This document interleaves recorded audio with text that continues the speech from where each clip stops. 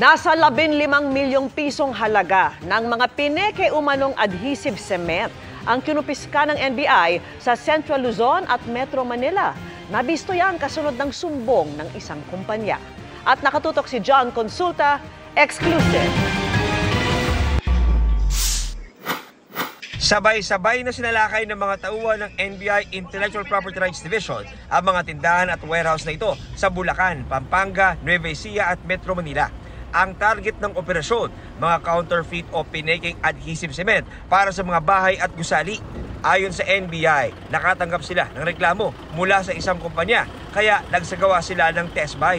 Doon sila nakabili ng mga pinaking produkto.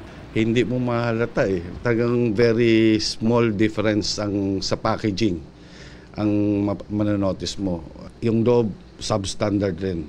Hindi yan dumaan sa tamang proseso. Pag ginamit nyo to, mapapansin nyo, after 6 or 1 year, magbibitaka na yung mga cement na to. So, yung pader, you will notice na mahina yung klaseng cement na nagamit nyo. So, pagdating naman sa tiles, nagtatanggalan itong mga tiles na to agad. Kaya madaling masira yung bahay natin. Aabot sa 15 milyong piso ang halaga ng adhesive cement ang nakumpiska sa sinalakay ng mga establishmento. Bukod sa pamimiki, may isa pang nakitang paglabag ang mga otoridad. Hindi ito lang bayad ng tax. Malaki na nalulugi sa gobyerno natin.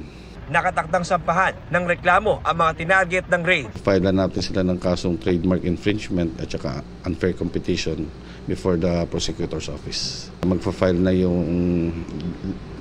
complainant ng motion for destruction para masira na itong mga peking adhesive cement na to. Wala pa silang pahayag.